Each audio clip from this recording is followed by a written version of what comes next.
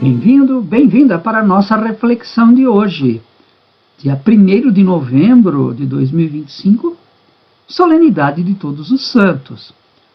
Você já parou para pensar que nós conhecemos somente uma parte infinitamente pequena dos nomes dos santos? Sim, porque aqueles que têm aí o diploma do Vaticano, que estão lá no lecionário, que estão no missal, são muito poucos. De vez em quando temos canonizações novas, como recentemente o Carlo Acutis, mas estes são apenas uma parte infinitamente mínima. A grande maioria dos santos, nós não conhecemos o nome, não conhecemos a história, não conhecemos as faces, os rostos. E por isso é importante que tenhamos esta solenidade para recordar estas pessoas. E é importante também ter em mente que os santos não são apenas intercessores, mas devemos considerá-los como exemplos, modelos, pessoas que foram fiéis a Deus. Não perfeitas, não imaculadas, mas santificadas, redimidas. E é exatamente sobre isso que fala a primeira leitura de hoje, tirada do livro do Apocalipse. Mas antes de explicarmos a primeira leitura, é bom conversarmos um pouquinho sobre o livro do Apocalipse. Você sabia que o Apocalipse de João não é o único Apocalipse que existe?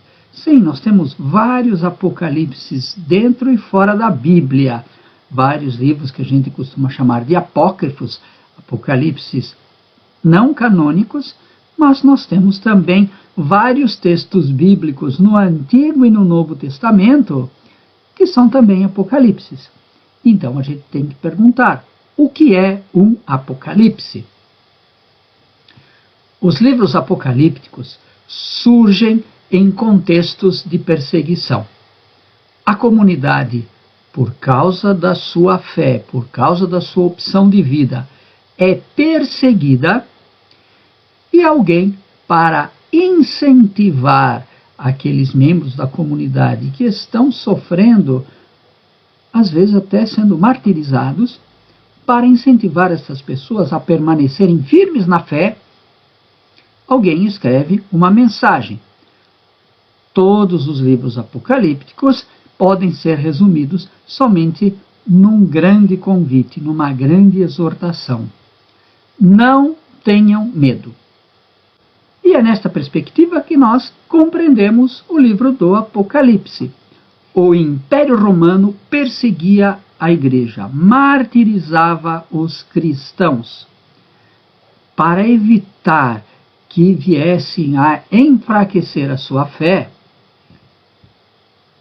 o autor desconhecido, a gente não sabe quem é, não coloca o seu verdadeiro nome, exorta os cristãos a permanecerem perseverantes até as últimas consequências. Os livros apocalípticos e o Apocalipse de João são livros para incentivar a resistência. E esta história do livro é bastante interessante porque é uma estratégia muito comum na literatura apocalíptica, a descoberta de um livro. Vamos entender isto com mais clareza. No presente, hoje, é descoberto um livro secreto que ficou guardado durante anos ou às vezes séculos. Este livro, escrito supostamente por alguém do passado que estava enxergando o futuro. Mas, como já dissemos, isto é apenas uma estratégia, porque, na verdade, não é alguém do passado que está enxergando o futuro, mas é alguém do presente que enxerga o presente. Mas como ele passa por um tempo de ditadura e repressão, ele usa esta estratégia. Um livro escrito por alguém do passado. E nesse livro está uma mensagem cheia de figuras, cheia de linguagem simbólica. O Apocalipse de João foi escrito por alguém que viveu num tempo de perseguição. A igreja era perseguida pelo Império Romano. E como não podia falar mal do Império publicamente, usa essa estratégia. Alguém do passado que escreveu um livro e que usa uma linguagem bastante estranha. Só compreende esta mecânica, só compreende esta linguagem quem pertence à comunidade. E é aqui então que temos a mensagem da primeira leitura de hoje. Os versículos 2 e 3 falam de um anjo que sobe ao lado do altar. Este anjo é a personificação da vingança de Deus, Deus que vem resgatar, proteger. Deus não abandona os seus fiéis, mas ao contrário, a destruição que ele manda será terrível para aqueles que perseguem a igreja. Mas os cristãos perseguidos e que permanecem fiéis são aqueles que estão assinalados e serão salvos. É a realização daquele convite. Não tenham medo. Depois desse tempo de tribulação, teremos a vitória.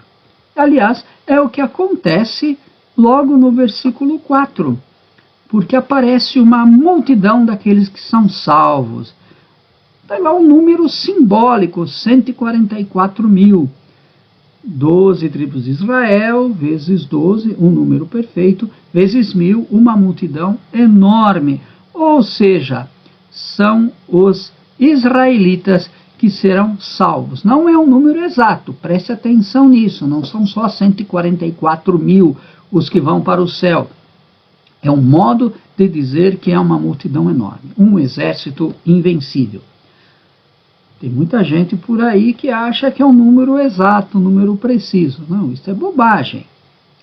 Aliás, o próprio texto diz que são mais que 144 mil os que serão resgatados. Porque no versículo 9 diz que há uma multidão imensa, que são os não israelitas. Uma multidão que ninguém pode contar. Esta multidão imensa, os não israelitas, terão o mesmo destino daqueles que são israelitas. A salvação, a libertação por sua fidelidade a Deus. E as vestes brancas? As vestes brancas são símbolo do batismo. Quer dizer, são os cristãos perseguidos que permanecem firmes na sua fé e que serão resgatados. O versículo 10 prolonga esta ideia. Diz que a salvação pertence ao nosso Deus e ao Cordeiro. Em outras palavras, é uma crítica ao Império Romano. O Império Romano não salva, o Império Romano só traz a morte. A realização da vontade de Deus para com o ser humano está na salvação trazida pelo Cordeiro. É a vitória de Jesus Cristo crucificado. O versículo 11 descreve a multidão das testemunhas. Um grande número de testemunhas da salvação em círculos concêntricos, começando do mais distante para o mais próximo, dos mais numerosos para os menos numerosos. Olha só, a multidão dos anjos, depois os 24 anciãos, depois os 4 seres vivos. No versículo 12, nós temos ali uma lista de 7 coisas que devem ser concedidas a Deus e só a Deus, não ao imperador, não ao império. Louvor, glória, sabedoria, ação de graças, honra, poder e força. E é então que entra a multidão em vestes brancas. E o que são estas vestes brancas? Olha, o texto diz que elas foram lavadas e alvejadas no sangue do Cordeiro. Você já parou para pensar nisso? Será que é assim? Não é muito estranho?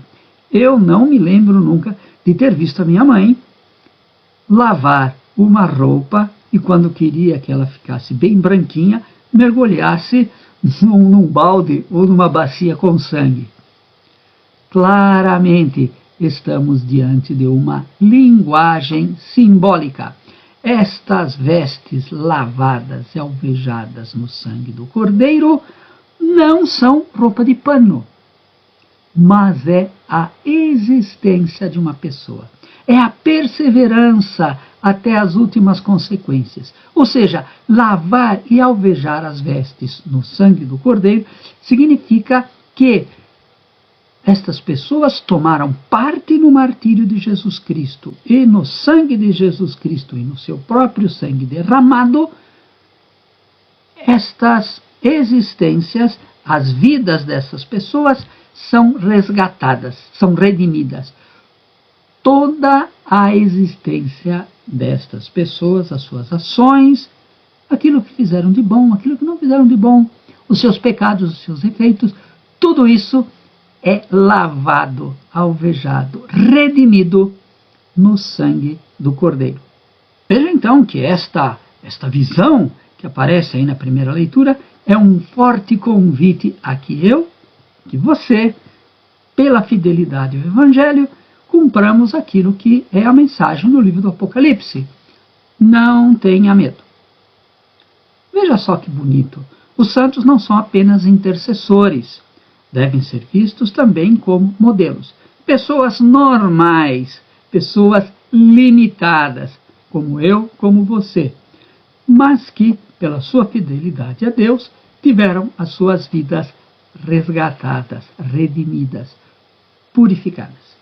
Que esta solenidade de todos os santos te encoraje, faça também com que você supere os medos, supere as dúvidas e as crises e mantenha-se sempre fiel ao Evangelho para experimentar também que a sua veste, a sua vida seja resgatada, redimida, purificada por Deus. Uma boa celebração da solenidade de todos os santos para você.